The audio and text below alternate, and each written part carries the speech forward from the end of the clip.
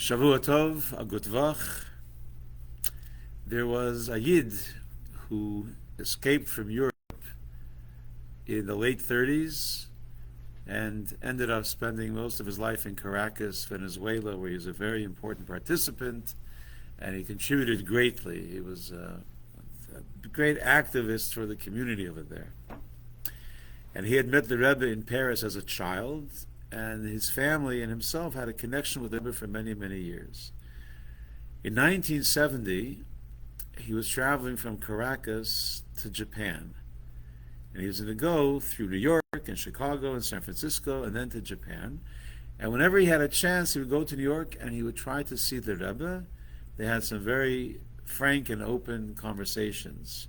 The Rebbe appreciated that he kept in touch and he kept the Rebbe informed of good news. So he calls up the Rebbe's secretary, Rabbi Chadakov, and I said, I'll be coming to America this week. Is it possible to see the Rebbe? Rabbi Chadakov said, I'm really sorry, but the Rebbe is so booked for the evenings when he would meet with people, I can't do it. I simply can't do it.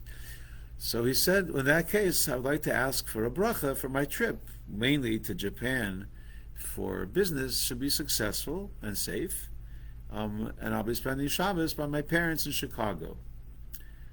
So Rabbi says, please give me your itinerary. So he says, I'm going Chicago for Shabbos, then to Japan via San Francisco. He's spent Shabbos and he's in the airport in San Francisco getting ready to board his plane for Japan when he gets a PA announcement, please come to the nearest phone, Mr. Steinmetz. So he goes to the phone and it's Rabbi Chadakov. And Rabbi Chadakov said, he asked Rabbi Chadakov, how do you track me down? He said, I called your parents. Your parents said, you're on your way to Japan. You're probably changing planes in San Francisco, so I caught you. He said, everyone wants to know exactly where in Japan are you going to be for Shabbos. So he mentioned the hotel in Kobe, Japan, where he's going to be. And Rabbi Chadakov said that everyone wants to send you a package. And we'll get there before Shabbos. And the Rebbe gave you a bracha for a safe, successful trip. So he lands in Japan, and he ends up Friday checking into this hotel, and there's a package there from 770 Eastern Parkway that the Rebbe sent him. And he's not expecting anything. He opens up the package, and there's a siddur and there's a Tanya. And attached to the Tanya is a note that the Rebbe said, please give this to the person who's going to need it.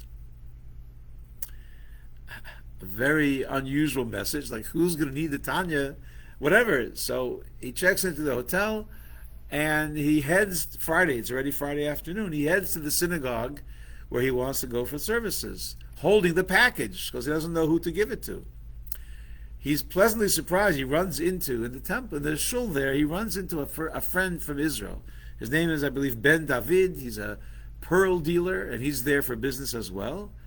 And they meet, and Ben David says, are you set for Shabbos? You want to come join me? He says, no, I already made arrangements. I knew I'd be here. So then Mr. Ben David looks at him at the package he's holding and says, what's that package? So he says, I really don't know. I got a package from the Rebbe, and it contains a Tanya, and it says I should give it to a person who needs it. And this Ben David breaks into tears. And of course, Mr. Steinmetz is confused, so he calms himself down and he says, for many, many years, I have a tradition, a custom. Every morning after I finish the morning prayers, I study from the Tanya, a chapter or a piece of a chapter every day. And somehow I left Israel to come here on business, and I forgot to pack the Tanya with me. And every day, it's aggravating that I don't have the Tanya to study. Remember this 1970, okay? Pre-Chabad.org days. So I reached out to my son in Israel and said, please send me my Tanya, overnight it, whatever's possible in those days, but it hasn't arrived. So it's over a week that I don't have a Tanya, and every morning it's very troubling. Obviously, the Rebbe sent it for him. That's what it means to be a Nasi, one who feels what's going on in someone's life and acts to help them. May we be helpers. Zai gebenched, have a good week. Such a powerful story. Did I destroy it? No, you. Oh shoot.